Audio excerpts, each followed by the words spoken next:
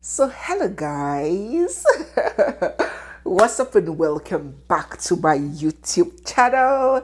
It's me, your girl barrister Neze, and this is Nezeville. Long before 2001, when Agbani Darego became the first African to win the Miss World Beauty pageant and then became a reference for beauty in Nigeria and the whole of Africa, there was one whose remarkable elegance vibrated all across the continent. One whose skin was a luminous shade of golden honey. One whose elegance was regal and magnetic. Her beauty was definitely something, but wasn't all there was to her. It was complemented with great charisma and wit. A four-time beauty queen, a lawyer, a two-time diplomat, a former senior special advisor to the president, a business mogul, a current minister of the Federal Republic of Nigeria, and the wife to one of Africa's greatest warlords. Ladies and gentlemen, in today's video, we will be uncovering the story, life, scandals, and seduction of none other but the beautiful, ravishing, poised, graceful, and versatile Bianca Ojukwu.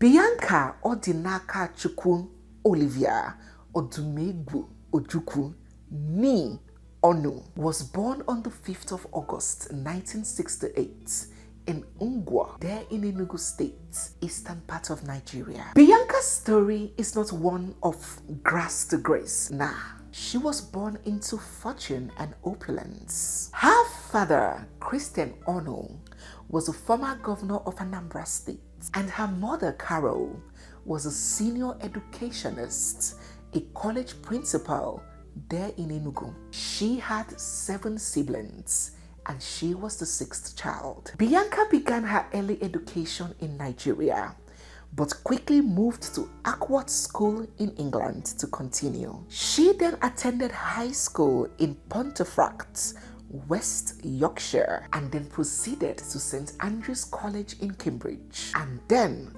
to Cambridge Tutorial College, where she bagged her A-levels. Having obtained her A-levels, Bianca began a combined honors degree in politics, economics, and law. She studied at the University of Buckingham. While schooling, her father, the former governor, who was also a lawyer, had insisted that Bianca streamline her education to law alone and for her to come closer home to engage and participate in the family business as he was getting older, apparently. And then she transferred to the University of Nigeria, Nsukka, to study law. Following her graduation, she attended law school in Lagos, after which she was called to the Nigerian bar. She holds a master's degree in international relations and diplomacy from Afonso XL Sabio University in Spain. Bianca was born with an exceptional beauty. It was totally impossible not to turn her neck and stare whenever she walked into a room, so it was no surprise at all when she started leveraging it to gain recognition. Naturally drawn into the spotlight, she embarked on her journey into pageantry, where her aura and charm quickly set her apart. You have just returned from Singapore for modeling classes and grooming classes and finishing school, and I heard through the grapevine that you even got a certificate in Singapore. Am I correct? Yes, that's right. While at college in Cambridge, Bianca embarked on the Miss Martini beauty pageant and won. When she got back to Nigeria, she partook in the most beautiful girl in Nigeria beauty pageant, which took place in December 1988 at the National Theatre in Igomu, Lagos State. Once again, she was crowned queen. The very next year in 1989, she went for the Miss Africa beauty pageant all the way in Gambia, and she emerged winner.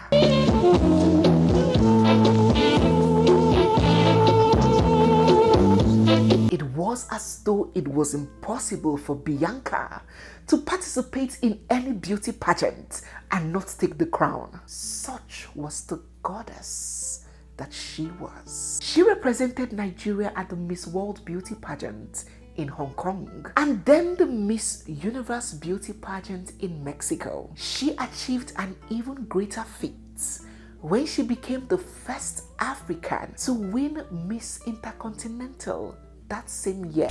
The first runner-up is Miss Dominican Republic and the winner, Nigeria. She was named Miss Congeniality at Miss Charm Beauty Pageant that took place in Russia, where she was also the semi-finalist. Is Bianca Ono, the most beautiful girl in Nigeria.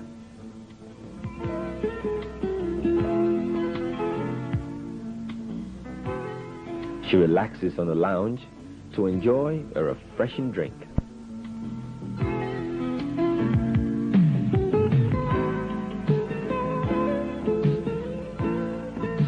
Bianca was a very successful and highly decorated beauty queen. She floated her own cosmetic business, Bianca Blend, and they launched her interior decoration outfit, Mirabella, just in her very early 20s.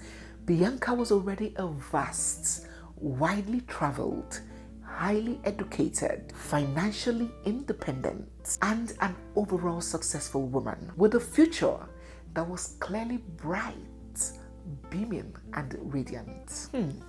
It was 1989 at the time, and Bianca was only 21 years. She was unarguably the most beautiful woman in Nigeria. England trained, a Cambridge alumni, a solid wealthy family foundation. Come on, the daughter of an ex-governor. She even had her own money and her own influence.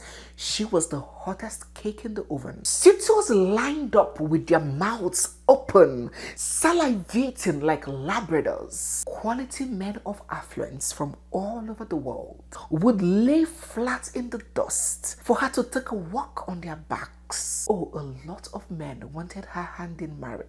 And if she was to throw a suitor audition at the O2 Arena, she would definitely have sold out. But Bianca had eyes for only one man. A man who had been married 3 whole times. A man who was more than double her age. A man who was her father's political associate. 56-year-old Biafran warlord.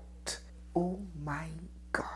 Chukwuemeka Dim Odumegwu Ojukwu was born into stinking smelly wealth. His father, Sir Louis Ojukwu, an Igbo businessman from present-day Nnewi, Anambra State, was into transportation business and grew to a level where he was considered the richest man in Nigeria. Chukwuemeka Ojukwu, the man that Bianca had fallen for, had gotten the best of education in England. He would proceed to become an Oxford University graduate. Ojukwu joined the Nigerian army around 1958. After the coup, counter-coup, and everything that had happened, Ojukwu, as the then military governor of Eastern Nigeria, reorganized the region as the Republic of Biafra and then declared sovereignty from Nigeria. This led to a civil war that lasted up to 30 months with millions of casualties. But since we are not recounting the history of the Nigerian Civil War, we would leave it at that and proceed with the Bianca story. But make no mistakes about it, Ojukwu remained and still remains till present day a heroic figure and symbol in Igbo land. One whom is believed did what was necessary at the time to ensure the survival of his people. Now let us get on with the story. Before his love interest with Bianca, Ojukwu had been married 3 times. His first wife, Elizabeth Okoli, was the daughter of Nigeria's first postmaster general. They were married for about roughly 2 to 3 years but the marriage could not stand the test of time and they parted ways. He then proceeded to marry Njideka Onyekwelu. They got married in 1964 and had 3 children together. It was Njideka who stood by him throughout the Civil War, but unfortunately again, the marriage crashed. It is highly believed that one of the things that contributed to Ojukwu's second marriage crashing was when he began an affair with a lady called Stella Onyado. Now, Stella, who will become his third wife, was the chief bridesmaid at Njideka's wedding, his second wife. Oh my God. This Yule spirit, no be today the thing starts. Many. Why are you like this? How can you go ahead to get married to your wife's maid of honor? You know they fear God. So Njideka, his second wife, left and Ojukwu got married to Stella. They were married for about 10 years, but unfortunately, they didn't bear any children. She couldn't have any children for him. She was with him in Cote d'Ivoire after the Civil War while he was on exile, and they adopted a daughter there whom Ojukwu won custody battle of after their splits, because according to French laws back then, women were not qualified or entitled to adopt children. So yes, a lot of people know that Ojukwu had many wives and Bianca was a 4th wife. But what a lot of people are not aware of is that he didn't practice polygamy. He was married to each of these women one at a time. So let us just say he was a divorcee when he met Bianca. But he didn't have a lot of children though. Despite he had had 3 previous marriages, he had 4 children in total. So how did he then meet Bianca? Come closer.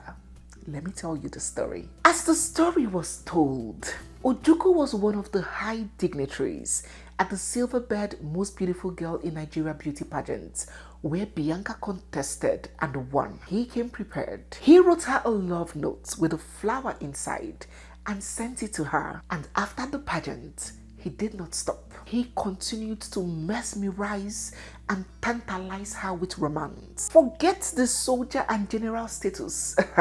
Those who knew Ojukwu closely have described him as a complete ladies' man. Just forget all those general and army and lieutenant colonel ranking. It's just like all these heavyweight lifters. While on the job, they can carry 500 kg. But in the bedroom, in the other room, it is one finger that women used to push them. Yakata. They'll fall like this. That was Ojukwu for you. The man was romantic, a master of words. And he would write sweet feelings and poems with a pencil and have it hand-colored with crayons and sent to Bianca. General, President General among the nations. Oh, Guinea. That was how he persisted sonorously until Bianca fell yakata. At this point, one may wonder, what could ever make this young, ravishing beauty fall for a 56-year-old 3-time divorcee with children? Maybe the people that described them as Beauty and the Beast exaggerated. But come on, this man is not exactly Idris Elba. Neither is he Michael Early. What was the attraction? It's not like Bianca was from a poor background, which is common with these kinds of marriages. You know what I'm talking about. And we have some of them in present day. If you know, you know. This lady was not looking for some messiah to come pull her out of poverty. So as to say, it was the money. She was so young. So we couldn't also say, she was getting old and she just needed to enter husband's house. She just needed to get married. No. She was young, she was wealthy, she was highly sought after. So what was it? If you could give it a guess, what would you guess it was? Start to drop down in the comment section. And don't forget to hit the subscribe button if you haven't. Give this video a big thumbs up and stay glued, for we have so much more coming your way. So begin to drop your thoughts down below why you think young, beautiful, accomplished 20-something-year-old Bianca would fall for a man like Ojukwu. But I will tell you what I think. Some may guess that maybe it could be the way he wooed her romantically and persistently. But I would guess that maybe it had something to do with power and security. Maybe it was the pedigree, the honor, and the authority that got Bianca weak in the knees. The truth is that a lot of beautiful women, even women generally, are highly attracted to men like Ojukwu. Men who have and control power, because power signals confidence. It signals influence. It signals intellect and drive and charisma. It signals security and protection. Ojukwu was like a living god in Igbo land, a living legend to the Igbos. I recall the story I heard of him when I was much younger, and it was confirmed by his wife. How on this fateful night, he was accosted by armed robbers. And when they got to his vehicle, they were with their guns, powerful machineries and weapons, and they ordered him to come out of the car. And he looked at them and said no. And they were baffled. They were like, they got a torchlight and they shone it on his face. I'm like, what? You said? And immediately they saw him. Oh my God. The armed robbers dropped their weapons in surrender and raised their hands and began saluting him, began hailing him. Oh my God. All the armed robbers came out and lined up before him, calling him names, singing his praises. And they didn't even stop there. They now acted as escorts in their vehicle. They drove in front and behind him and escorted him to his destination to ensure that he got there safe. We're traveling back, and then they ran into armed robbers. And the armed robbers, because they had a roadblock, the driver had to stop. And then suddenly, these hefty-looking men with the guns and rifles stepped out from the dark and came to the vehicle and barked sternly, "Get down." He refused to get down.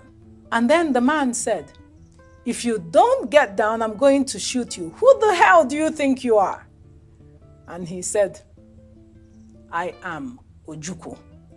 And the man got a torch, shone the torch into his face, and screamed excitedly, "Ah, Oga!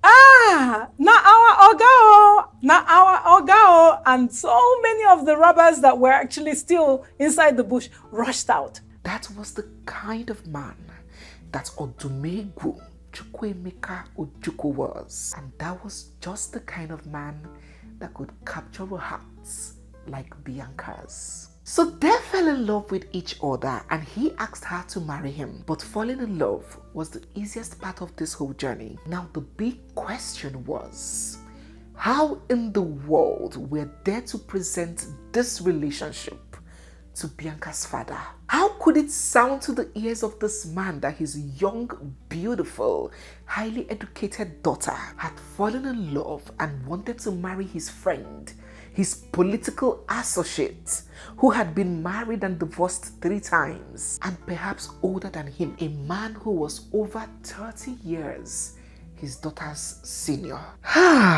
It was a battle. Ojukwu kept sending series and series of emissaries to speak with Bianca's father, and for every time they came with the word, "Oh, we have seen a beautiful flower in your compound and we have come to pluck it," her father would say, "No, don't pluck. I am not going to give my daughter's hand to this man in marriage." We've come to deliver this message. We're interested in somebody, a damsel in your home and so forth. And he sent several of those emissaries, and we used to call them contingents because, he would send them, they would meet with my father would say no. This whole relationship started halfway into her reign as a pageant queen. And back then, I do not know what the rules are now, but back then, as a pageant queen, you were not supposed to be in a romantic relationship. You were not supposed to be married. You were supposed to devote your whole reign to that crown. She had to drop her crown due to the heat and the trouble that it came with, the scandal. She had to drop her crown as Miss Intercontinental. Oh my God. Many. Nobody today would have started to do something. Causing women to surrender since 1902. Queen Bianca had to forfeit her crown for cucumber owner. Oh my God, it was such a big national talking point at the time. Back in the early 90s, you hear people say, Ifube kwa woma Bianca, Ojukwu ko choyelu. Ask your parents, ask your uncles.